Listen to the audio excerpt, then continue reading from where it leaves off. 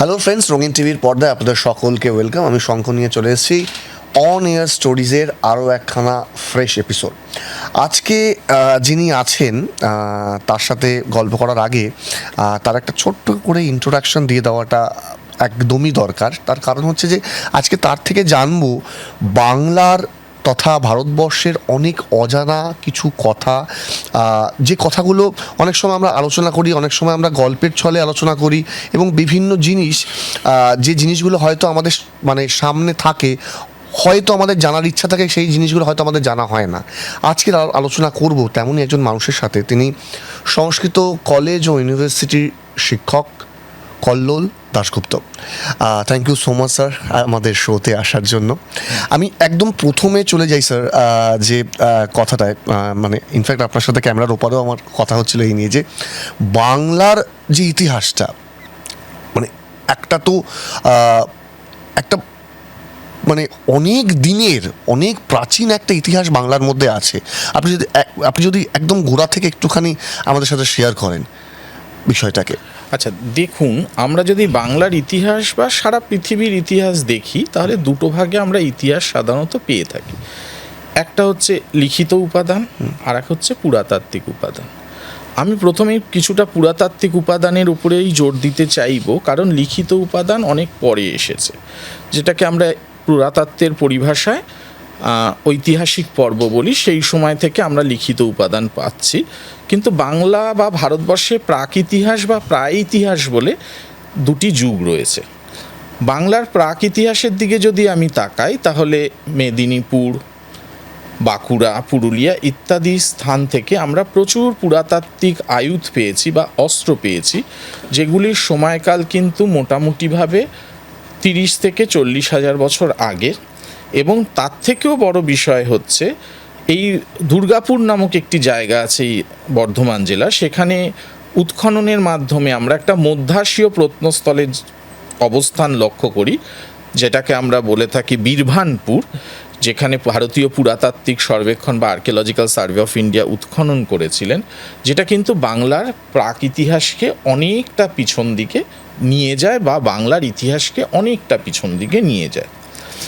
এবার যদি আমরা ইতিহাসের ধারাভাষ্যের দিকে ধীরে ধীরে এগোতে থাকি, তাহলে আমরা অবিভক্ত বাংলাদেশকে নিয়ে যদি আমরা বাংলার ইতিহাস কল্পনা করি, তাহলে আমরা দেখতে পাবো মহাস্থানগড় বলে বাংলাদেশের বগুড়া জেলায় একটি জায়গা আছে, যেখান থেকে অশোকের লিপিতে লেখা আমরা শিলালিপির সন্ধান পেয়েছিলাম, যেখান থেকে আমরা বলতে পারি যে এই অঞ্চল বা বাংলাদেশ মৌর্য সাম্রাজ্যের অধীনে না থাকলেও, হয়তো বা না থাকলেও, মৌর্য সাম্রাজ্যের কিন্তু একটা প্রতিবিম্ব এখানে কিন্তু রয়েছে। খ্রিস্টপূর্ব 3য় সহস্রাব্দের এখানে একটি বসতির অবস্থান আমরা লক্ষ্য করতে পারি।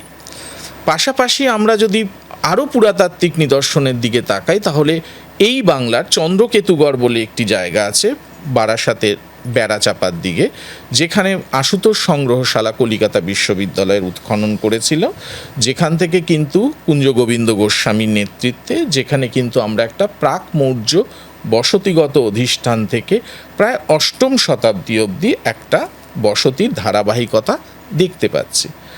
সেরকম তমলুক আছে, সুন্দরবনের কাছে আটঘরা, তিলপি প্রভৃতি জায়গাগুলোতেও কিন্তু ধারাবাহিক যে উৎখনন করেছে, তাতে একটা কালানুক্রমিক যে ইতিহাস আমরা লক্ষ্য করছি, সেখানে মৌর্যকালীন সময় থেকে একদম পাল সেন যুগ অবধি কিন্তু ধারাবাহিকভাবে বাংলাতে বসতি রয়েছে।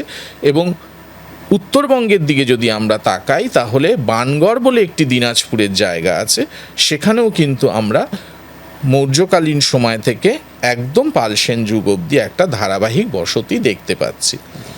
সালতানাত বা মুঘল পিরিয়ডের সময়কালের ইতিহাস আমাদের কাছে খুবই স্পষ্ট, আর ব্রিটিশ ইতিহাস তো আমরা সবাই জানি। তাহলে আমরা বলতে পারি যে যে ধারাবাহিক কালানুক্রমিকতা বাংলার ইতিহাসের ক্ষেত্রে রয়েছে, সেটা প্রাক ইতিহাস থেকে একদম ব্রিটিশ যুগ অবধি আমরা কিন্তু ক্রমান্বয়ে টেনে নিয়ে আসতে পারি, যেটাকে আমরা ইতিহাসের ধারাবাহিকতা বা হিস্টোরিক্যাল কন্টিনিউয়েশন বলে থাকি। আচ্ছা, একটা জিনিস স্যার, সেটা হচ্ছে যে আমাদের বাংলার ইতিহাসের ক্ষেত্রে ভাষাটা তো খুবই প্রয়োজনীয়, একটা ইম্পর্টেন্ট একটা উপাদান আমাদের কাছে, যে বাংলা ভাষা। কিন্তু অদ্ভুতভাবে এবং বাংলা ভাষারও একটা ইতিহাস আছে, এবং সেটা কোনো না কোনোভাবে আজকে মানে সব কিছুরই তো একটা রেভলিউশনের মধ্যে দিয়ে যায়। একটা মানে একরকমভাবে তার ইমার্জ হয়েছিল ভাষাটার, এখন সেটাকে আমরা একরকমভাবে দেখি, হয়তো আরও 20 বছর পরে সেটা আরও অন্যরকম হবে। এই বাংলা ভাষাটার একটা এই যে এভলিউশন হয়েছে, এটা নিয়ে যদি কিছু বলেন। দেখুন, বাংলা ভাষা আপনাকে প্রথমেই বলেছি যে মহাস্থানগড়ের শিলালিপিতে আমরা একটা বিষয় দেখতে পাই যেখানে প্রাকৃত অশোকের লিপি ব্যবহার করে লেখা হয়েছে। কিন্তু বাংলা ভাষার যেটা সর্বাধিক পরিবর্তন এসেছিল নেপালের রাজকীয় লাইব্রেরিতে বা দরবার লাইব্রেরিতে পাওয়া মহামহোপাধ্যায় হরপ্রসাদ শাস্ত্রী আবিষ্কৃত চর্যাচর্য বিনিশ্চয়ের পর, বা বৌদ্ধ গান ও দোহা হিসেবে যেটা পরবর্তীকালে এডিট হয়েছিল এশিয়াটিক সোসাইটি থেকে, খুব সম্ভবত আমাদের বাংলা ভাষার ইতিহাসকে কিন্তু পাল্টে দেয়। যেটা ছিল কিন্তু প্রাকৃত ভাষায় লৌকিক কথায় বাংলার ভাষার একটা বিবর্তনের ধাপ। এর আগে মাগধী, সৌরসেনী এবং জয়দেবের গীতগোবিন্দ যদি আমরা বলি, সংস্কৃত ভাষার একটা প্রভাব রয়েছে। কিন্তু বাংলা ভাষার যে হাজার বছরের ক্রমবিবর্তন যদি আমরা দেখি, সেক্ষেত্রে কিন্তু আমরা চর্যাপদকেই প্রথম হিসেবে দেখব। তারপরে আমরা জানি যে আধুনিক বাংলা গদ্য সাহিত্যের জনক কিন্তু ঈশ্বরচন্দ্র বিদ্যাসাগর মহাশয়, যার থেকে কিন্তু বাংলা একটি নবরূপ পেয়েছিল। এবং পরবর্তীকালে সাহিত্যের বিকাশ রবীন্দ্রনাথ ঠাকুর বা নজরুল প্রভৃতির ব্যক্তিত্বের হাত ধরে কিন্তু একটা নতুন দিগন্তে এসছে। কিন্তু আমরা চর্যাচর্য বিনিশ্চয়কেই বা চর্যাপদকেই বাংলা ভাষার প্রথম সম্পদ হিসেবে নিতে পারি, যেখানে আমরা ভাষাতাত্ত্বিক বিকাশের একটা ধারাবাহিকতা তার মাধ্যমেই কিন্তু সূচনা হয়েছিল, এ কথা বলতে পারি বাংলা ভাষা।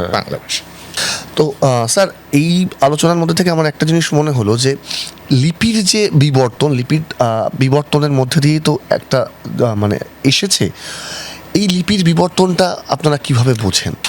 দেখুন, লিপির বিবর্তন যে বিষয়টা, যেটাকে আমরা বলি প্যালিওগ্রাফি বা লিপিতাত্ত্বিক বিষয়, সেটা কলকাতা বিশ্ববিদ্যালয়ের পুরাতত্ত্ব বিভাগ বা প্রাচীন ভারতীয় ইতিহাস বিভাগে এবং আমার সংস্কৃত কলেজেও পড়ানো হয়ে থাকে। যদি আমরা প্রথম লিপিতাত্ত্বিক নিদর্শন দেখি, যেটা আজ অবধি পাঠ্যোদ্ধার হয়নি, আমরা হরপ্পান লিপিটাকে বলতে পারি। সেটা লিপি ছিল, কিন্তু কোনো কারণবশত একটা সর্বজনগ্রাহ্য পাঠ্যোদ্ধার আমরা এখন অবধি করে উঠতে পারিনি। কিন্তু ভারতবর্ষের প্রথম যে লিপিতাত্ত্বিক যদি বিবর্তন দেখি, তাহলে আমরা বলতে পারি যে অশোকের শিলালিপিতে যে লিপিগুলি খোদাই করা হয়েছে, সেটাই ভারতবর্ষের লিপিতাত্ত্বিক ইতিহাসের প্রথম নিদর্শন। এর পরবর্তীকালে আমরা ধীরে ধীরে দেখতে পাচ্ছি যে এই যে সেটাকে আমরা ব্রাহ্মী ভাষা বলছি, এই ব্রাহ্মী ভাষা আস্তে আস্তে কুষাণ যুগে তার শব্দার্থগত মানে ওয়ার্ডের চেঞ্জেস এসছে বা পরিবর্তন এসছে। গুপ্ত যুগে ধীরে ধীরে সংস্কৃতের রূপান্তর ঘটেছে, তার থেকে আঞ্চলিক দক্ষিণ ভারতে একরকম হয়েছে এই ভাষা লিপিতত্ত্ব, পূর্ব ভারতে গৌড়ীয় লিপি এসেছে, সেই গৌড়ীয় লিপি থেকে আস্তে আস্তে বাংলা লিপির কিন্তু উদ্ভব হয়েছে। এবং এই লিপিতাত্ত্বিক উদ্ভবের যে কারণ, সেটাতে বিভিন্ন ধরনের শব্দার্থগত যেমন পরিবর্তন হয়েছে, সেরকম তাকে যখন বিভিন্ন স্ক্রাইবস বা লিপিকারগণ খোদাই করেছে, তারা কিন্তু ধীরে ধীরে সেই পরিবর্তনটাকে মাথায় রেখেই চলেছেন।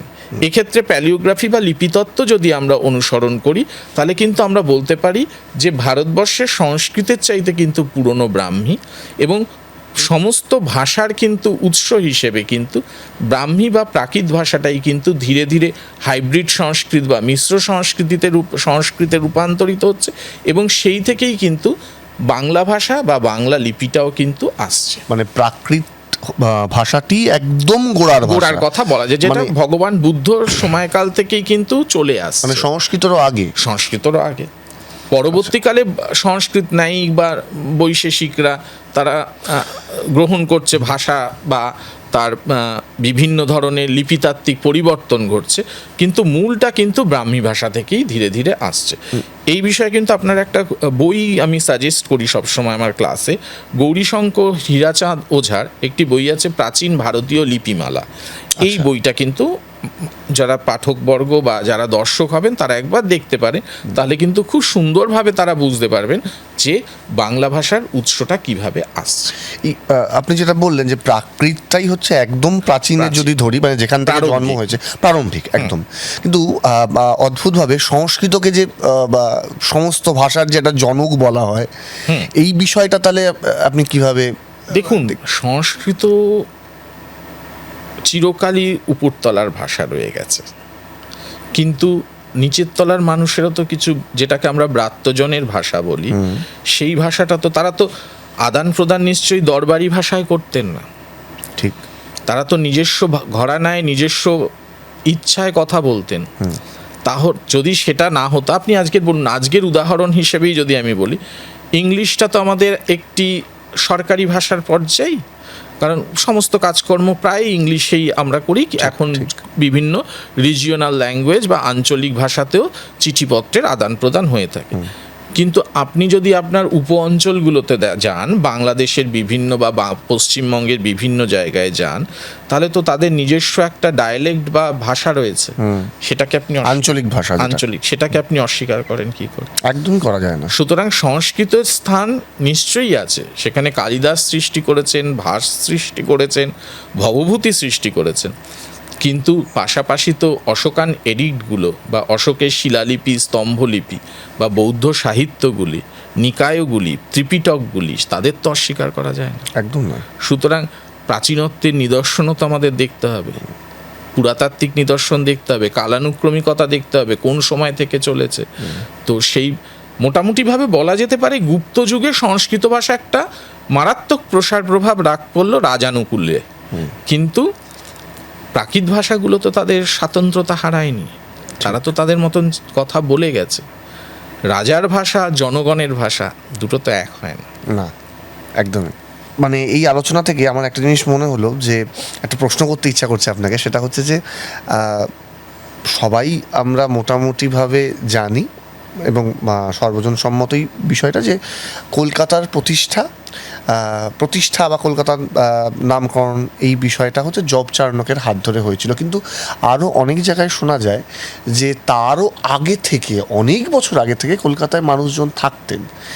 এই ইতিহাসটা যদি একটুখানি বলেন। হ্যাঁ, এটা খুব গুরুত্বপূর্ণ এবং খুব আমার মনে হয় রোমাঞ্চকর ইতিহাস কিন্তু। আচ্ছা। এই কারণে মোটামুটি ওই 1690 24শে আগস্ট কলকাতা, যা তথ্য পাওয়া যায়, জব চার্নক 3টে গ্রাম গোবিন্দপুর, সুতানুটি কলকাতা নিয়ে সাবর্ণদের কাছ থেকে কিনলেন। কলকাতার প্রতিষ্ঠা হলো, ব্রিটিশ কোম্পানির একটা বড় স্থান, পীঠস্থান, পরবর্তীকালে ভারতবর্ষের রাজধানী, সেই হিসেবে কলকাতা প্রচলিত।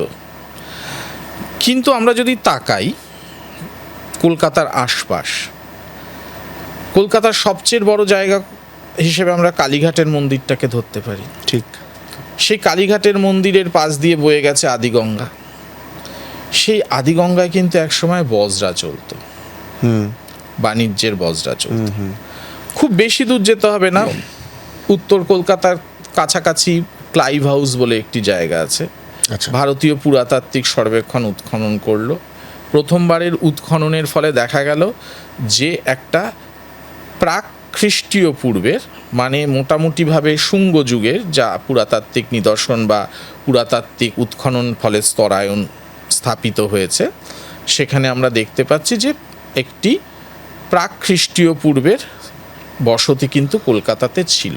পরে আবার উৎখনন হলো, মোটামুটিভাবে দেখা যায় যে, বা আমি যা শুনেছি উৎখননের মাধ্যমে পাওয়া পুরাবস্তুর যে নিদর্শন, তাতে এই সভ্যতা কিন্তু আরও প্রাচীন, বা কলকাতার বসতি কিন্তু আরও প্রাচীনত্বের দিকে গেছে।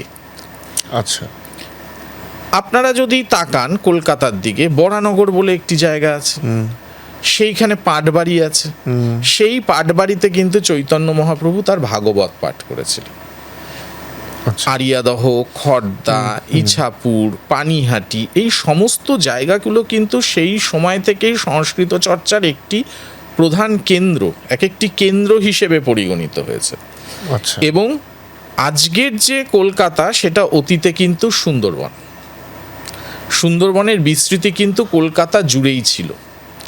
উত্তর 24 পরগনা, দক্ষিণ 24 পরগনা, কলকাতা নিয়ে আজও যদি রাজভবনের ভিতরে যাওয়া যায়, এখনো একটি সুন্দরী গাছের নাকি নিদর্শন রয়েছে।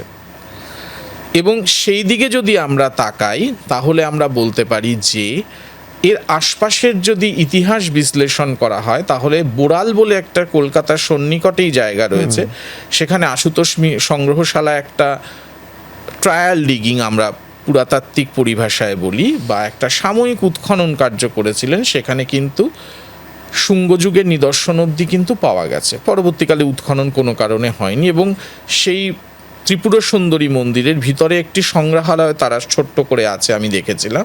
সেখানে কিছু উপাদান রয়েছে যেগুলিকে কিন্তু আমরা কুষাণকালীন হিসেবে ব্যাখ্যা করতে পারি নির্দ্বিধায়। সুতরাং সেই হিসেবে বলা যেতে পারে যে জব চার্নকের আগেও তো কলকাতায় মানুষ থাকতো।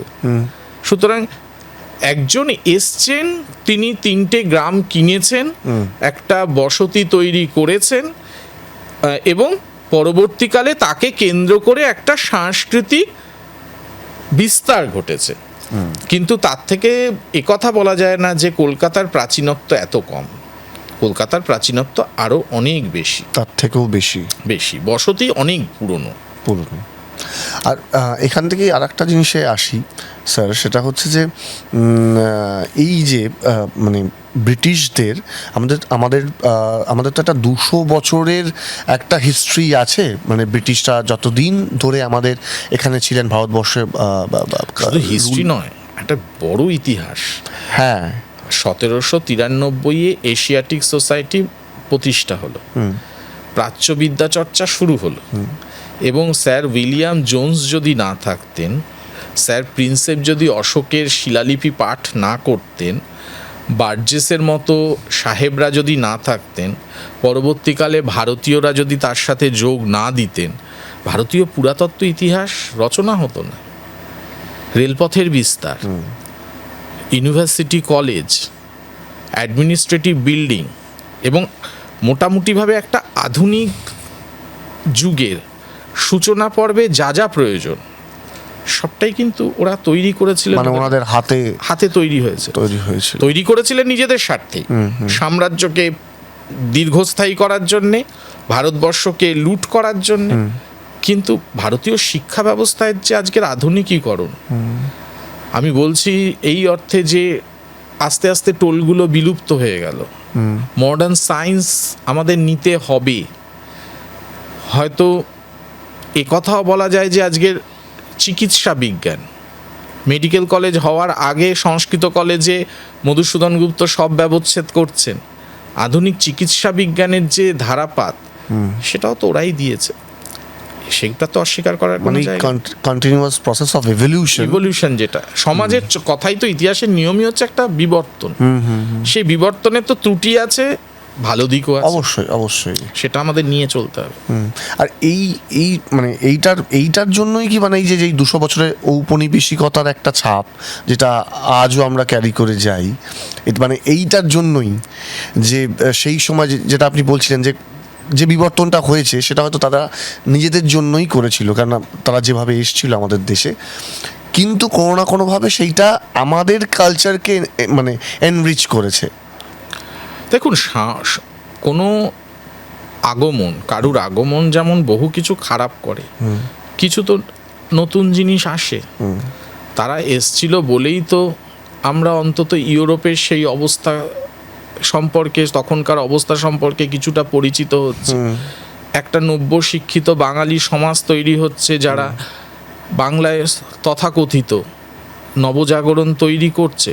নবজাগরণ নিয়ে আমাদের বিরোধ বিতর্ক যাই থাকতেই পারে, কিন্তু আমরা তো কলোনিয়াল লিগাসির কিছু বিষয় তো, খারাপ লিগাসি তো বহন এখনো করছি।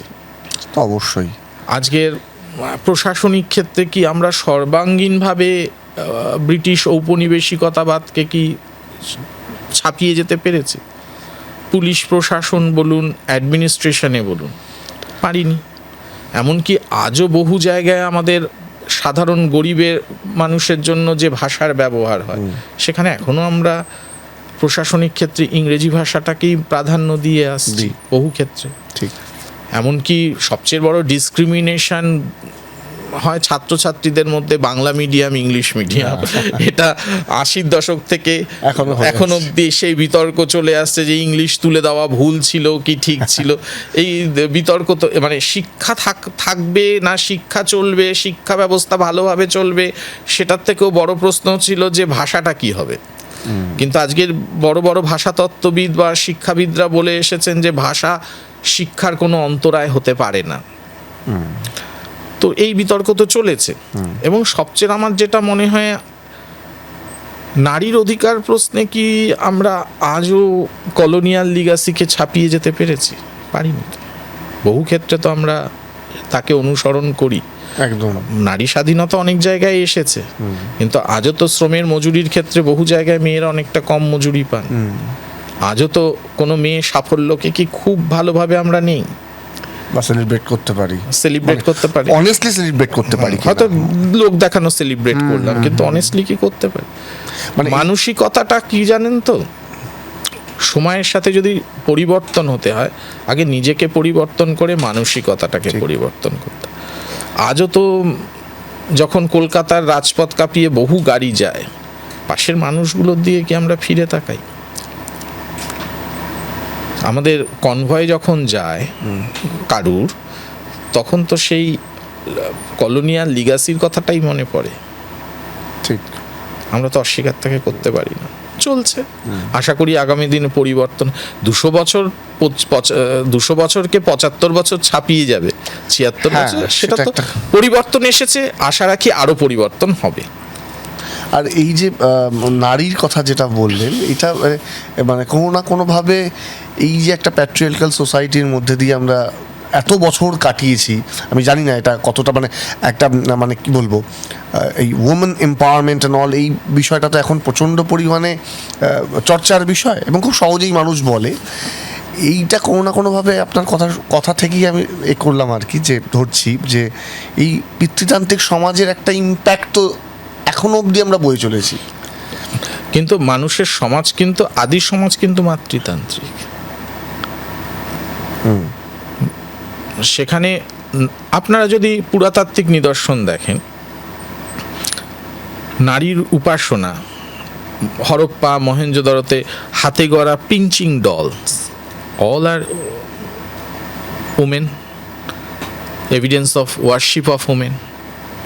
সুতরাং পৃথিবীর প্রত্যেকটি সমাজ ব্যবস্থা ছিল কিন্তু মাতৃতান্ত্রিক, পিতৃতান্ত্রিক নয়। এবং এখনও ভারতবর্ষের নর্থ ইস্ট স্টেটসগুলোতে যদি আমরা যাই, তাহলে বা উত্তর পূর্বের রাজ্যতে যদি যাই, সেখানে কিছু কিছু জায়গায় কিন্তু এখনও মাতৃতান্ত্রিক সমাজই চলে। আপনি মহাভারতের উদাহরণ দেখুন, সেখানে কিন্তু গান্ধারী, সেখানে কুন্তী এবং দ্রৌপদী, এদের প্রত্যেকেরই কিন্তু একটা নিজস্ব ব্যক্তিত্ব ছিল। আপনি বৌদ্ধ সাহিত্যগুলো যদি দেখেন, সেখানে থেরিগাথা যে রচনা করা হতো, সেখানেও কিন্তু নারীদের জীবনের অবস্থা আমরা দেখতে পাই। এবং ভারতবর্ষের ইতিহাসে যদি দেখা যায়, তাহলে দেখা যাবে যে যখন ভূমিদান হতো না ব্রাহ্মণদের, সেখানে কিন্তু রাজার পাশে তার রাজমহিষীও বসতেন। এবং এখনও কিন্তু যদি কেউ বিয়ে করেন, কোনো পারিবারিক লৌকিক আচার বা কোনো অনুষ্ঠান হলে কিন্তু স্বামীর পাশে স্ত্রীকে বসতে হয়। কিন্তু এবং নিম্নবর্গের রমণীদের মধ্যেও যদি দেখেন, বহু ক্ষেত্রে কিন্তু আমরা দেখতে পাচ্ছি সেখানে কিন্তু নারী প্রাধান্যই কিন্তু যথেষ্ট। আজকেও কিন্তু বহু মা বা মহিলারা আছেন বিভিন্ন সমাজে, তাদের নেতৃত্বেই কিন্তু পরিবারটা চলছে। কিন্তু সেটাই শেষ নয়, উপরতলায় অনেক কিছু হতে পারে, কিন্তু নিচুতলার মেয়েদের অবস্থা অতীতেও যা ছিল, আম্রপালি হয়তো ভগবান বুদ্ধের স্মরণে পেয়েছিলেন। এমনকি ভগবান বুদ্ধ একথাও বলেছিলেন নাকি আনন্দকে, যে সঙ্ঘে যদি নারী অনুপ্রবেশ বন্ধ রাখতে পারো, তাহলে কিন্তু সঙ্ঘ বহু বছর টিকবে। সেখানেও কিন্তু একটা সূক্ষ্ম প্রচ্ছন্নতা ছিল। হয়তো কোনো কারণবশত তিনি মানুষের চিত্ত তো উনি বুঝেছিলেন, কিন্তু সেই পাশাপাশি কিন্তু তিনি নারীদের একটা সংগঠনও তৈরি করেছিলেন। সুতরাং ইতিহাসের এই বিতর্ক বিরোধ চলবে। আমরা আজকের আধুনিক সমাজে বাস করি, আমরা কিভাবে ভাববো ইতিহাস থেকে শিক্ষা নিয়ে, কারণ ইতিহাস হচ্ছে অতীতের আয়না, বর্তমানের শিক্ষা, ভবিষ্যতের সাবধান হওয়া। আমরা সেটাকে কিভাবে নেব আমাদের বিচার্য। একটা কথা বা মানে একটা প্রশ্ন আসছে, সেটা হচ্ছে যে বাংলায় একটা প্রলং টাইম ধরে জমিদারি প্রথা ছিল এবং তারপরে একটা বিবর্তন হয়েছে, তারপরে সময় গেছে, বাবু কালচার এসছে। এই সময়টাকে যদি একটুখানি ইলাস্ট্রেট করে বলেন। দেখুন, বাংলায় জমিদারি প্রথার থেকে বাবু সংস্কৃতি, আমি প্রথমেই একটা সিনেমা দেখার কথা বলি, সেটা হচ্ছে জলসাঘর। অসাধারণ ছবি এবং তার সুরমূর্ছনা, তার থিম, সমস্ত বিষয়টা যদি আপনারা পুঙ্খানুপুঙ্খভাবে লক্ষ্য করেন, তাহলে জমিদারি প্রথার বিলুপ্তি এবং তার থেকে বাবু সংস্কৃতির কিভাবে উত্থান হচ্ছে সেটা কিন্তু আমরা খুব ভালোভাবে বুঝতে পারি। জমিদারি ব্যবস্থার যদি খুব মারাত্মক পর্যায়ে আমরা দেখতে পাই, তাহলে আমরা বলবো লর্ড কর্নওয়ালিসের চিরস্থায়ী বন্দোবস্ত। বাংলার তার আগে 10 সালা বন্দোবস্ত ছিল, একটা নির্দিষ্ট সময়ে লিজ দেওয়া হতো, তার সাথে সূর্যাস্ত্র আইন ছিল, নববর্ষরে সূর্য অস্ত যাওয়ার মধ্যে জমিদারির খাজনা সরকারের ঘরে জমা দিতে হতো, নতুবা জমিদারি বাজেয়াপ্ত হতো, তার ফলে বহু পুরনো জমিদারি চলে গিয়েছিল। কিন্তু লর্ড কর্নওয়ালিসের চিরস্থায়ী বন্দোবস্ত বাংলার কৃষককুলকে মারাত্মকভাবে আঘাত করলো। যদিও সপক্ষে কিছু যুক্তি দেওয়া হয় যে একসাথে মানে একদম সেটেলড জমিনদারি ব্যবস্থা থাকার ফলে জমিদাররা খুব সহজাতভাবে খাজনা দিতে পারবেন, তারা খাজনা আদায় করতে পারবে, কিন্তু এক কথায় বলা যায় যে একটা বলগাহীন লুটের রাজত্ব তৈরি হয়ে গেল বাংলার কৃষকদের ওপর, যার পরিণামে বহু নতুন জমিদারি তৈরি হলো। এবং এই জমিদারি ব্যবস্থাটাই কিন্তু পরবর্তীকালে দেখা যাচ্ছে আমাদের বাংলাদেশে কখনো নীল চাষের একটা কিন্তু বড় ক্ষেত্র হিসেবে তৈরি হচ্ছে, এবং ব্রিটিশ সাম্রাজ্যকে রক্ষা করার ক্ষেত্রে কিন্তু এই চিরস্থায়ী বন্দোবস্ত একটা বড় ভূমিকা পালন করে গেছে। এবার কথা হচ্ছে যে বাবু সংস্কৃতি। বাবু সংস্কৃতি একটা খুব মানে রম্য রচনা বাংলার ইতিহাসে। আপনারা যদি বিভূতিভূষণের ইছামতি পড়েন তাহলে খুব স্পষ্টভাবে দেখতে পাবেন, একটি ক্যারেক্টার ছিল ওখানে, যদ্দূর নাম মনে পড়ছে পাঁচু পাল, তিনি পানের বোরজের নিয়ে ব্যবসা করতেন, পরবর্তীকালে মাথায় করে পান বিক্রি করতেন বা সবজি বিক্রি করতেন, তারা পরবর্তীকালে কিন্তু তিনি একটা জমিদারি পেয়ে গেলেন। এদের কাজ হলো যে, এবং ডমরুচরিত যদি পড়েন তাহলেও আপনারা দেখতে পাবেন কিভাবে সুন্দরবনে জমিদারি হাসিল হয়েছে। এরা কি করলো, একটা নির্দিষ্ট জায়গায় জমিদারি নিল, একটা জায়গায় জমিদারি বা একটা ভূখণ্ড পেল, যেখানে তারা খাজনা আদায়, প্রশাসনিক কাজকর্ম প্রভৃতি চালানোর একটা অনুমতি লাভ করলো। সোজা ভাষায় মোটামুটিভাবে এটাই বলা যেতে পারে। কিন্তু সেই টাকাটা তারা যা ওখান থেকে মুনাফা করলো, সেটা তারা বিনিয়োগ করলো কলকাতাতে বিভিন্ন ব্যবসা, তার মধ্যে পাটের ব্যবসা ছিল, অন্যান্য আরও অনেক ব্যবসা ছিল, এবং সেই ব্যবসার থেকে তারা কিছুটা হলেও ফুলে ফেপে উঠলো, যেটাকে আমরা এক কথায় বলতে পারি কিছুটা হুটে বুর্জুয়া, মানে হঠাৎ পয়সা আগমন ঘটলো। এবং কালীঘাটের পটগুলো আমরা যদি দেখি তাহলে আমরা দেখতে পাবো সেই বাবুদের কিরকম চরিত্র ছিল। তার সাথে খেউর, তারা বাইনাজ বসাতেন, তারা পায়রা ওড়াতেন, তারা সাহেবদের মতো নিজেদের অনুকরণ করতেন। উত্তর কলকাতায় একটা বড় অংশ ছিল। ঠিকঠাক ইংলিশ না বলতে পারলেও শ্রীমান পৃথ্বীরাজের রায়বাহাদুর হওয়ার ইচ্ছায় সেরকম ইংলিশটাও বলতেন। তো এই ধরনের একটা সংস্কৃতি কলকাতাতে তৈরি হলো, যাদের বলা যেতে পারে খুব সুস্থ সংস্কৃতি না হলেও অপসংস্কৃতির কাছাকাছি ছিল। তো এই ইম্প্যাক্টটা, এই সার্কেলটা চুঁচুড়ো, চন্দননগর, তারপরে আপনার গুপ্তিপাড়ার বাবু, এই জায়গাগুলোতে কিন্তু ছড়িয়েছে। এবং দেখুন, এই জায়গাগুলো কিন্তু শুধুমাত্র ব্রিটিশদের কলোনি ছিল না, ফরাসিদেরও ছিল, একদম একদম ডাচদেরও ছিল, ওলন্দাজদেরও ছিল। এবং আরেকটা সিনেমার কথা আমার খুব মনে পড়ে যায় এই ক্ষেত্রে, অ্যান্টনি ফিরিঙ্গি। খুব ভালোভাবে পরিষ্কার হচ্ছে সেই সময় কিভাবে জমিদার বাবুরা ওই কত কথা বসাতেন, কবিগান বসাতেন। ঠিক। এর থেকে আমরা কিন্তু বাংলার একটা সাংস্কৃতিক ধারা বিবর্তন কিন্তু দেখতে পাই, এবং তার ফলে কিছু সাহিত্যরও সৃষ্টি হয়েছিল, বটতলার সংস্কৃতি।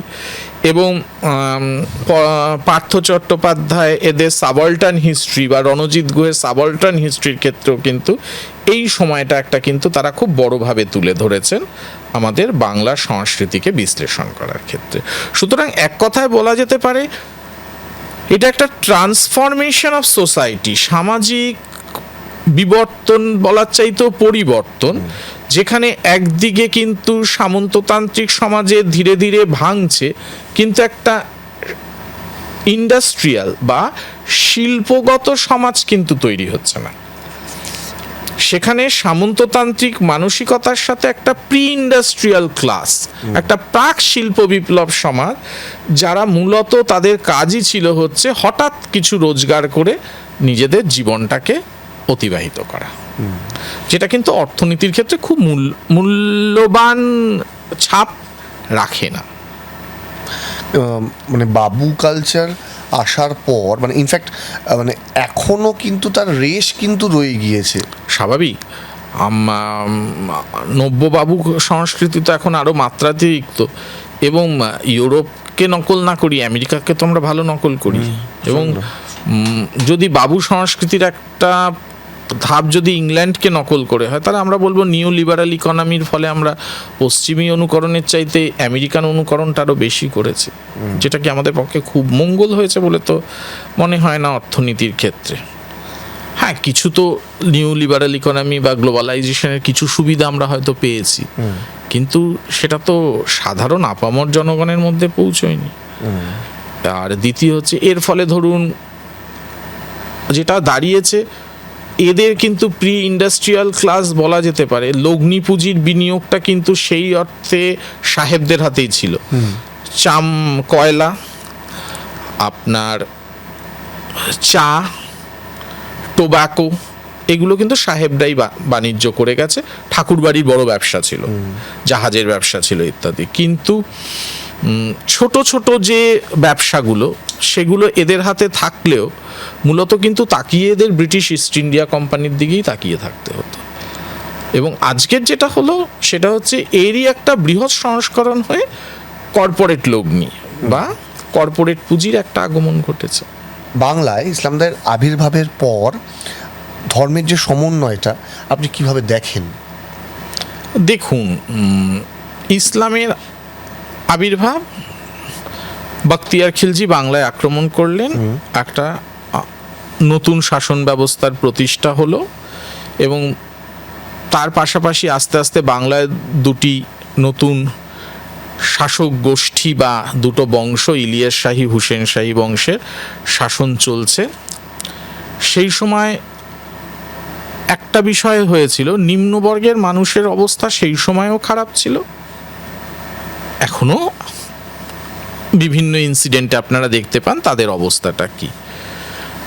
কিন্তু সেই সময় আমি একটা কথা বলতে পারি যে বহুলাংশে নিম্নবর্গের হিন্দুরা যেমন বৌদ্ধ হয়েছিল, তাদের ওপরে রাজশক্তির বিভিন্ন পীড়নের কারণে তারা ধীরে ধীরে কিন্তু বৌদ্ধদের ওপর পীড়নের কারণে তারা ইসলামের দিকে ঝুঁকেছিল, যেটাকে আমরা একটা শব্দ বাংলায় ইউজ করি, নেড়ে।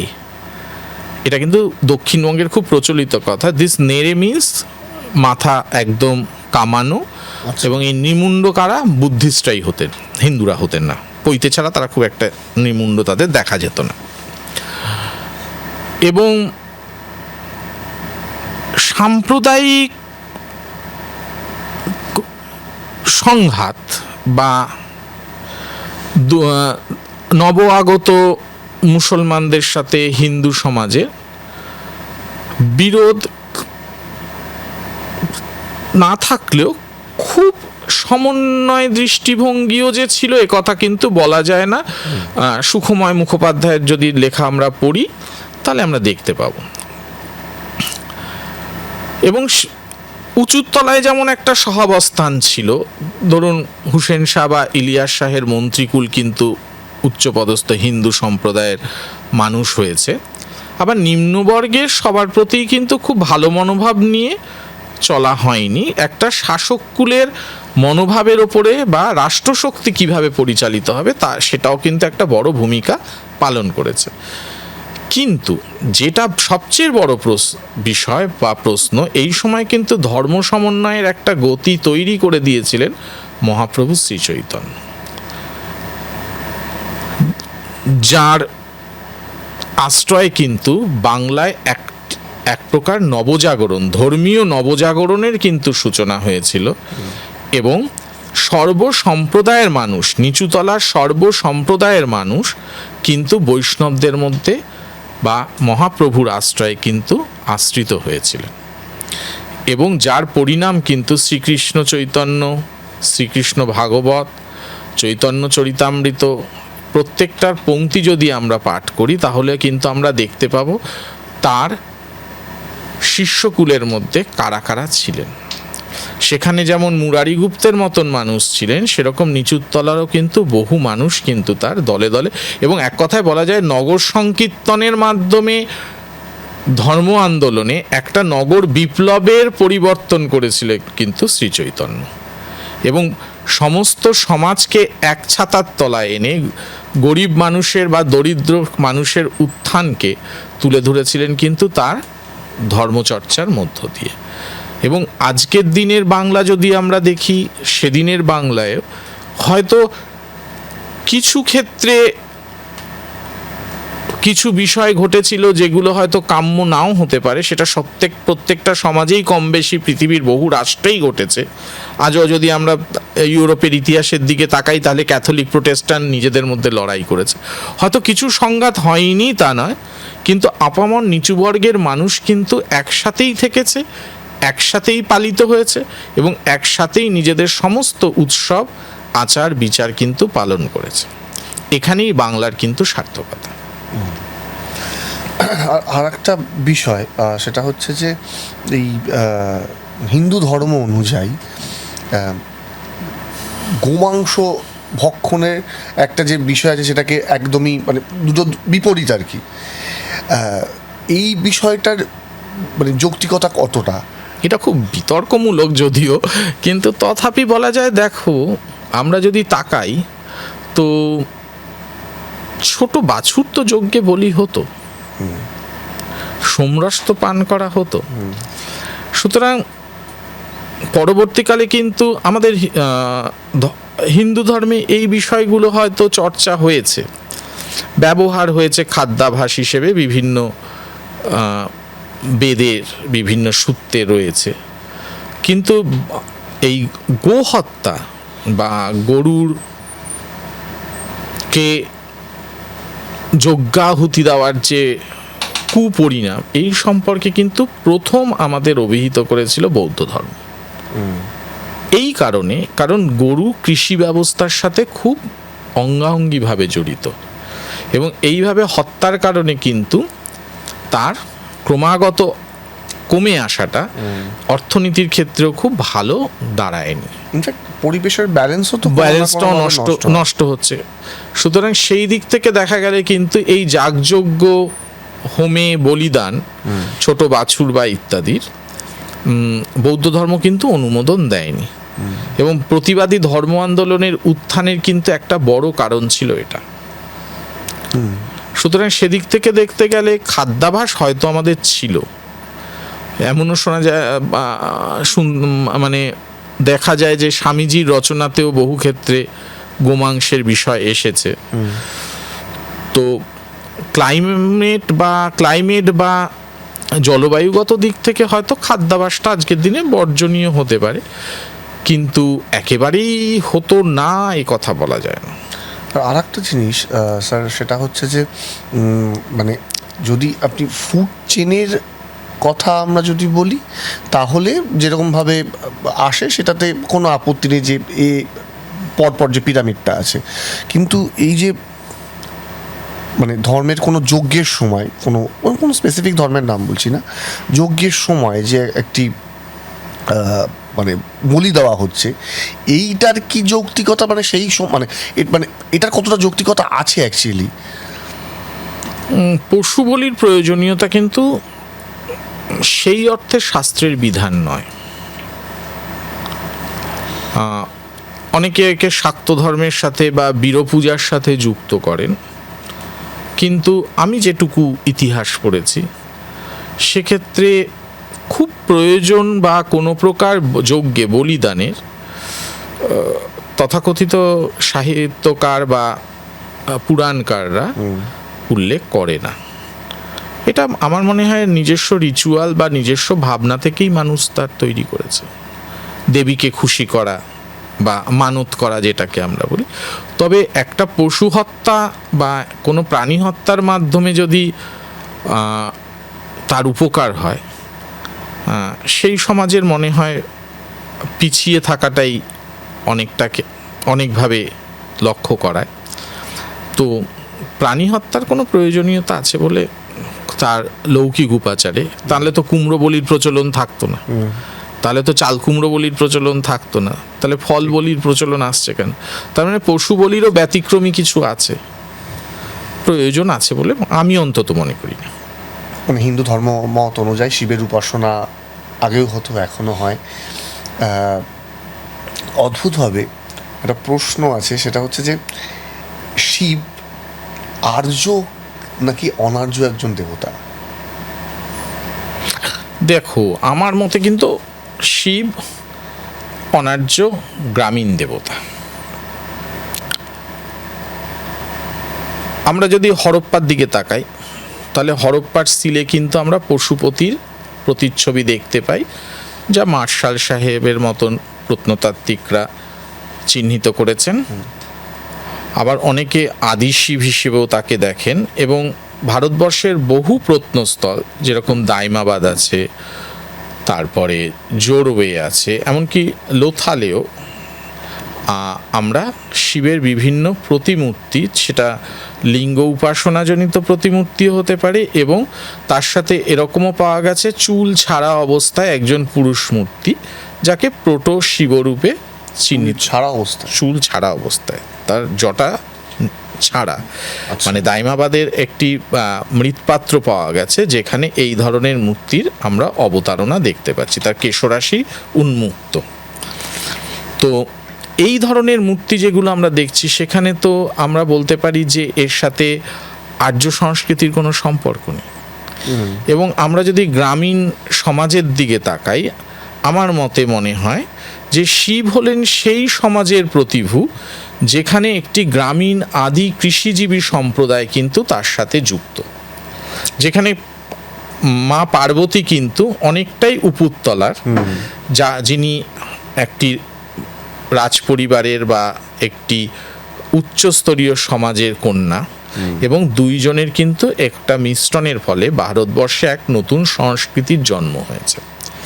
এবং এর পাশাপাশি আপনারা যদি দেখেন গাজন উৎসব, এবং শিবের অনুচরবর্গ কারা ভাবুন তো, ভূত, প্রেত, গণ, এরা। এবং এর পাশাপাশি আপনারা যদি দেখেন ভারতবর্ষের প্রত্যেকটি গ্রামে কোনো ঈশ্বরের মন্দির বা মূর্তি সেইভাবে পূজিত না হলেও একটি শিব মন্দির এবং শিবলিঙ্গ অবশ্যই থাকবে। এবং এই ফাউল ওয়ার্শিপ বা লিঙ্গ উপাসনা কী কারণের জন্য? এটা একদিকে একটি প্রবজ্জন বা জন্মের প্রতি যেমন দৃষ্টি নিক্ষেপ করে, সেরকম কিন্তু আমরা বলতে পারি যে এর থেকে একটা নবসৃষ্টির। এবং আমরা যদি পরবর্তীকালের পুরাণগুলোর দিকে তাকাই, যেমন ব্রহ্মবৈবর্ত পুরাণ আছে, শিব পুরাণ আছে, বিষ্ণু ধর্মোত্তর পুরাণ আছে, তারপরে মার্কেন্ডেয় পুরাণ, মৎস্য পুরাণের দিকে তাকাই, তাহলে সেই সময় থেকে আমরা দেখতে পাচ্ছি শিবের বিভিন্ন রূপ আসছে। তার দুটো বড় রূপ, একটা উগ্র রূপ, একটা সৌম্য রূপ। সৌম্যরূপের মধ্যে চন্দ্রশেখর আসছে, আলিঙ্গন মূর্তি আসছে, আর রুদ্ররূপের মধ্যে আমরা নটরাজকেও দেখতে পাচ্ছি এবং ভৈরবকেও দেখতে পাচ্ছি। কিন্তু সর্বশেষে কথা বলা যায়, মূর্তিতাত্ত্বিক বিশ্লেষণ শাস্ত্রকার তার মতো তৈরি করেছেন, আর শিল্পী তার মতো তাকে নির্মাণ করেছেন, সেখানে বহু ক্ষেত্রে কিন্তু তিনি শাস্ত্রকে মানেননি। সুতরাং আমরা যদি শিবের ক্ষেত্রে আসি, তাহলে একথা একদম স্পষ্ট, সেই আদিম দ্রাবিড় সভ্যতা থেকে, এবং দক্ষিণ ভারতের শিবের উপাসনা কিন্তু মারাত্মক, এবং সেই দ্রাবিড় সংস্কৃতি থেকে ক্রমান্বয়ে কিন্তু শিব আজকের সমাজ ব্যবস্থাতে এসেছেন, যাকে আর্যরা আত্মীকরণ করেছেন, কিন্তু তিনি প্রকৃতপক্ষে একজন উপজাতি সর্বস্ব অনার্য দেবতাই। অনার্য দেবতা। একদমই, আমাদের সময় আজকে একেবারেই শেষ। থ্যাংক ইউ সো মাচ আমাদের শোতে আসার জন্য। তার কারণ হচ্ছে অনেক অজানা কথা আপনার থেকে আমরা জানতে পারলাম। আজকের সময় শেষ। আপনারা দেখতে থাকুন রঙিন টিভি, এবং এরকম আরও ভালো ভালো কন্টেন্ট যদি আপনারা চান যদি এরকম আরও ভালো ভালো কন্টেন্ট নিয়ে আমরা আলোচনা করি, অবশ্যই আমাদের ইউটিউব চ্যানেলে আপনারা কমেন্ট সেকশনে কমেন্ট করে জানাতে পারেন কী ধরনের কন্টেন্ট আপনারা চান। অবশ্যই চেষ্টা করবো আমরা সেই ধরনের কন্টেন্ট নিয়ে আলোচনা করার জন্য। আপনারা ততক্ষণ দেখতে থাকুন রঙিন টিভি। রঙিন টিভিতে অন এয়ার স্টোরিজ।